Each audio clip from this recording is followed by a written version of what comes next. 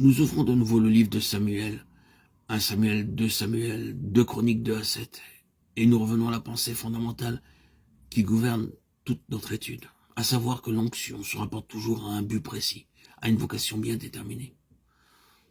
L'onction n'est pas une fin en soi. Si nous y avons part, c'est que Dieu a quelque chose en vue. Il s'agit donc maintenant, si nous voulons nous faire une juste idée de l'onction et la voir en quelque sorte à l'œuvre, de considérer de plus près un cas spécifique. Revenons à celui de David. Nous posons à son sujet la question suivante. Quelle fut la raison d'être? Quel fut le but spécial de son onction? Ce qui nous amène à nous poser cette autre question qui nous mettra sur le chemin. Quel fut l'objectif de sa vie? Quel rôle Dieu lui assigna-t-il à cette époque lointaine de l'histoire? Pour trouver une réponse à ces questions, il nous faut remonter tout au début du livre de Samuel. Les premiers chapitres de ce livre nous donnent un aperçu de l'état dans lequel se trouvait à ce moment le peuple d'Israël.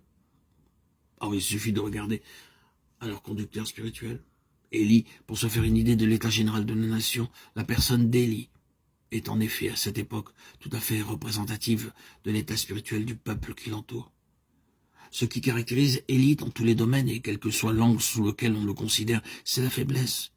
Il préside d'une main mal affermie à un ordre de choses des plus précaires. Comme conducteur religieux, il ne conduit rien et il se révèle incapable d'entretenir au sein de son peuple une vie spirituelle convenable. C'est la faiblesse sur toute la ligne.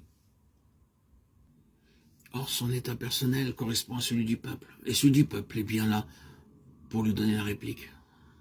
Donc, faiblesse générale et au point de vue spirituel, impuissance caractérisée. Voilà où en est le peuple de Dieu au temps d'Élie.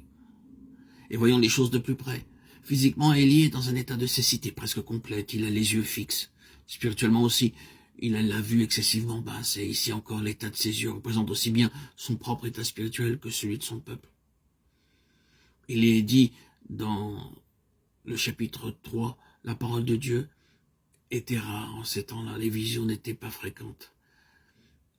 Presque tout le monde est aveugle. Le sens de la vision fonctionne mal.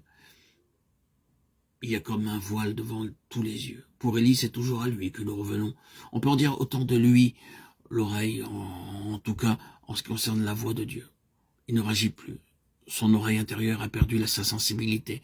Quand Samuel vint à lui et revient encore au sujet de la voix qu'il a entendue, il faut que la chose se produise plusieurs fois pour que Élie, bon gré mal gré, s'éveille à l'idée que ce pourrait bien être le Seigneur, que ce ne peut être que le Seigneur. Élie n'entendait pas la voix du Seigneur. Samuel, lui, l'entendait. Et lors même qu'elle se fait entendre si nettement à Samuel, ce n'est que peu à peu qu'Élie se rend compte que c'est en effet la voix du Seigneur. Or, ce qu'était Élie au point de vue spirituel, tout le peuple était avec lui. Il leur manquait cette oreille intérieure qui leur eût permis de discerner ce que l'Esprit avait à dire. Il y a une grande différence entre avoir des oreilles pour suivre un enseignement doctrinal et avoir une oreille intérieure pour entendre le Seigneur lui-même. Quoi qu'en pensent nos versions françaises, le Seigneur n'a jamais dit aux églises d'Asie que celui qui a des oreilles entende. Il a dit le mot grec et au singulier, que celui qui a une oreille, ce qui est tout autre chose. Nous ne pouvons pas entendre la voix de l'Esprit avec nos oreilles extérieures. C'est au-dedans qu'il faut avoir une oreille.